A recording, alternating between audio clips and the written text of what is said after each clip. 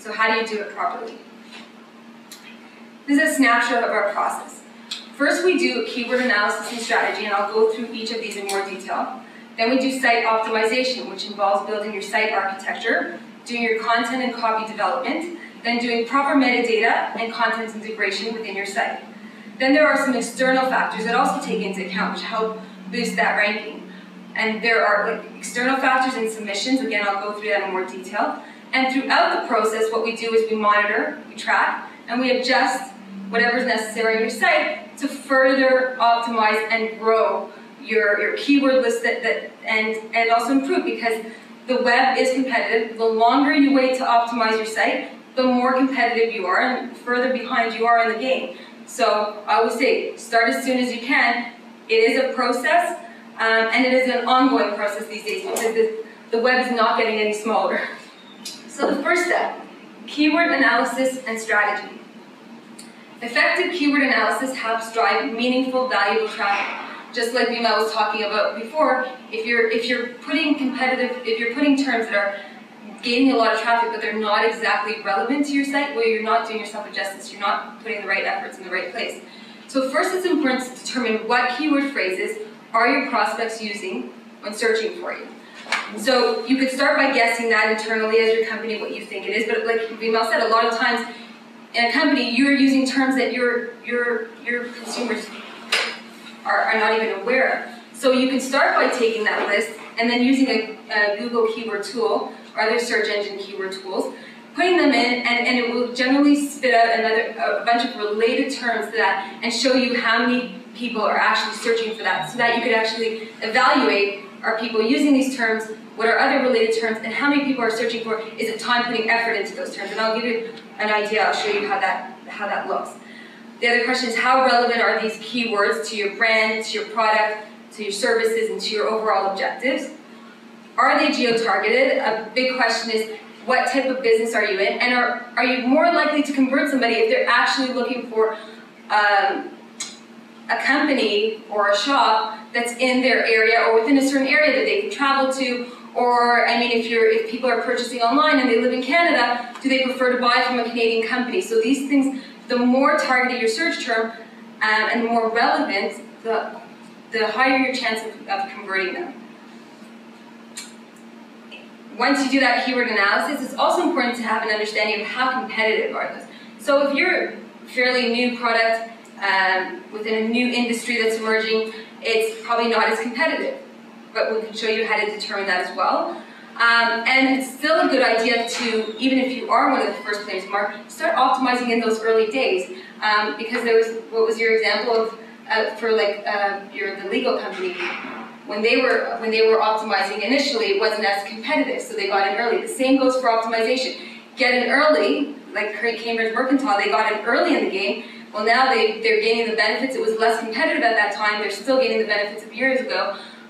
So do it now, and it's not going to get any less competitive later. So do it when it's less competitive. Be in the search engine and have a higher chance of maintaining that spot.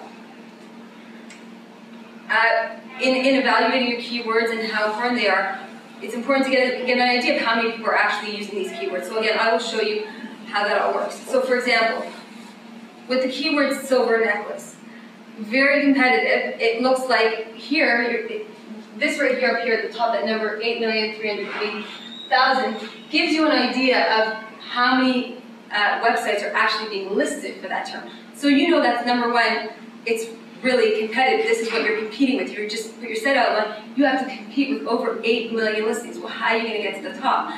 Then you want to also determine, because it's really competitive, are that many people searching for it? So the way you do that is you go into the Google keyword ad tools, or other search engines have their own as well. But silver necklace, it shows that globally 1.5 million people are searching for it. Locally, 1 million people are searching for that a month. That's pretty important. So, number one, it shows them that people are searching for it. It's really competitive. Is it worth going after? You know, it's up to you as a business to weigh that out, because you are going to have a harder time getting that spot based on how competitive it is.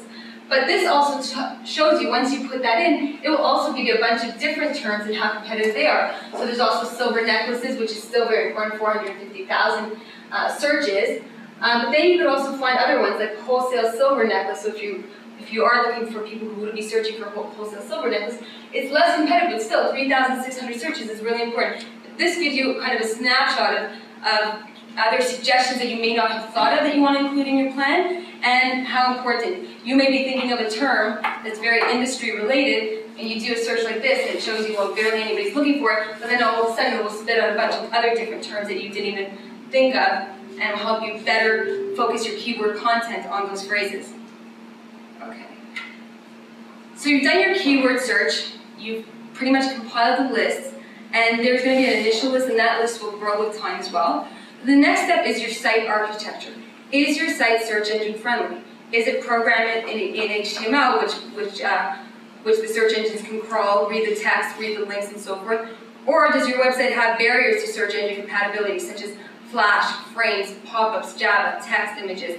Text is when you're, which he was talking about, same thing with PPC, when the quality score, if your text is in an image and it can't be crawled, well then Google will have a hard time identifying that it's relevant. So same goes with SEO, your text should be in HTML where the search engines can read it. And like I said, there are other barriers, programming barriers. That's not to say, for example, Flash, you shouldn't have any Flash on your site. If your site is completely in Flash, you're going to have a much harder time getting optimized. But most of the sites that we design are a combination of Flash and HTML. So we use it intelligently in a way to engage the user, to do it in banner areas where you want to use your graphics and have some kind of animation, but we keep our text and our links in an HTML format so that we know that the search engine can crawl through, read them, and get through the site and pick up the keywords and so forth. So once you plan that out, it's important that you start developing your plan and doing your site map. You have to develop your page naming conventions and assign 1 to 3 keywords per each page, and then develop a strategy around the design and any obstacles that you may have. Okay, so you planned out your site, you've structured it, you have your site map. The next step is keyword content. This part is huge because this is the bulk of your site. This is what the search engines are going to crawl through, read, and ensure that you're relevant with the searches. So writing intelligently for the web involves skillful inclusion of keywords and phrases in headlines, titles, and the content on every single page. Also, writing copy that is meaningful for search engines while maintaining your brand image is challenging. But copy must have appropriate keyword density and has to sound good to the visitor that's actually reading it. Because what a lot of search engine companies do, they understand what Google wants, they understand what the search engine wants, so they use all of these techniques and formulas within their copy, but they forget that somebody's going to land on that page and actually read it. So it sounds like a bunch of jargon, repeating the same keyword several times, and yes, you may get found because Google you fall into those algorithms, but somebody looks at it and number one, it doesn't look professional, number two, it doesn't read smoothly, and frankly, sometimes it looks like an unprofessional company that I wouldn't want to deal with anyways, so I'm going to leave that site and go to the next one. So it's important that not only are you found, but you're engaging the user, because that's the ultimate purpose. You're not selling to Google, you want to use Google as a tool to get your customers, and then it's important that your customer is engaged in your site and wants to take that next call to action to contact you or purchase from you. Within this process, you also have to do the metadata and content integration within your site. So you have to, once the copy's been written, approved by yourself or the client, whoever's working on it, you need to integrate the new copy into the site architecture and code each page according to the search engine requirements. I'm going to actually go through these steps and I'm going to actually show you a snapshot of what I'm talking about. You need to insert the relevant keywords in title tags, in the headings, in the text links, in the alt image tags, and in the meta description. Also the URL, having it in the URL is very beneficial. You need to ensure that you have an HTML and an XML sitemap that allows the crawlers to crawl through all the pages of your site. So sometimes you may have even additional pages for SEO purposes that are not necessarily on the top main pages or sub-pages of your site, but we talk about also in optimization, building further articles that are keyword related, and you don't necessarily want people or need people to get to those pages at the top of your site. So you have a sitemap that's really mostly for search engine purposes, but they will rank those pages. So if people find those pages by doing a search and they're relevant to the keyword, it's still important that the person who lands on them as a search still reads them and feels like it's written for them as well.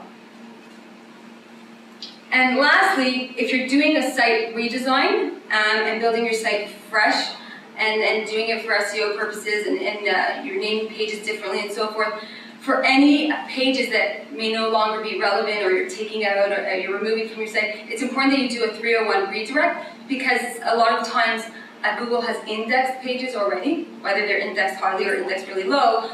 You don't want to lose that, so it's important that you do a 301 redirect to new pages that you have created, so that when it picks you up, when it picks up that thing that's already been indexed in their site, it leads the search engine to something relevant. Okay, so this is an example of a site that has been optimized, and this is sort of one of the inside pages for North York Chevrolet. You come to their main site and it's general about all the different types of services, new cars, used car services, so forth. But one of the things that we found for them is people are actually searching for an actual car, the name of the car, the type of the car, probably the year. So they have little microsites within their site that actually focus on each individual car that they want to sell. So within this microsite, I'll go through and show you what's been optimized. But that's what the title tag looks like when I talked about different things that need to be optimized. That up there is considered the title tag. That has to have relevant keywords in it.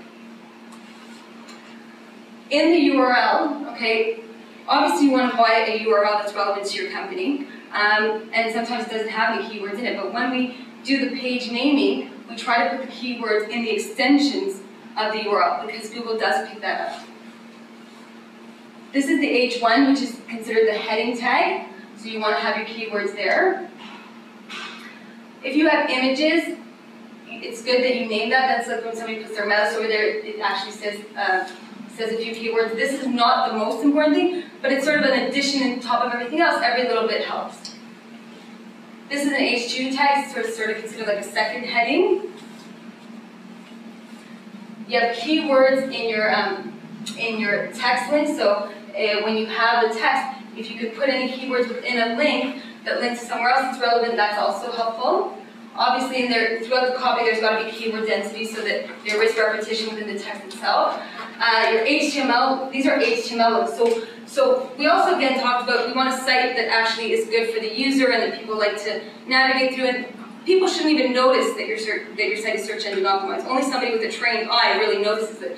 So what we did is here we did the navigation at the top is done in Flash. So Google can't travel through that, which is fine, because we put text links at the bottom so that they can travel through those links. And also, there is a sitemap here which can take the search engine and people to other pages that are not necessarily like right at the front end, but are keyword relevant. Okay, so what you saw there was what it looks like to the person who's navigating through the site. In code, this is what that page actually looks like. This page is the other page, and let me show you how it translates in code. This is the title tag. You see the word titles in at the sides of the phrase. This is a meta description. Okay, this is what's happening on the back end. It reads this, but not necessarily the user. And meta keywords, that's something we do on the back end. It's not necessarily visible to the user. That's the H1 tag that I showed you at the top of the page. There is the image tag that I showed you over the image. Keywords in the URL. So what I showed you in the actual URL, the domain name, that's right over there. H2 tag was the subheading. Keywords in the text links within the paragraph. And this stuff actually goes off the page. Your footer links at the bottom.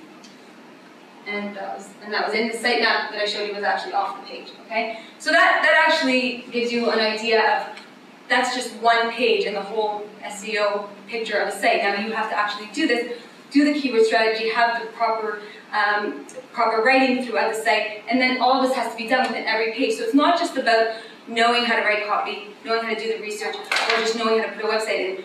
We have specialists in every department. We have copywriters, we have designers, and we have SEO experts. And it's important that the whole team works together so that from the planning stage through to the copy stage, through the design and execution stage, and the programming stage, that everybody knows about the big picture so that every little component can be dealt with and integrated effectively throughout the site.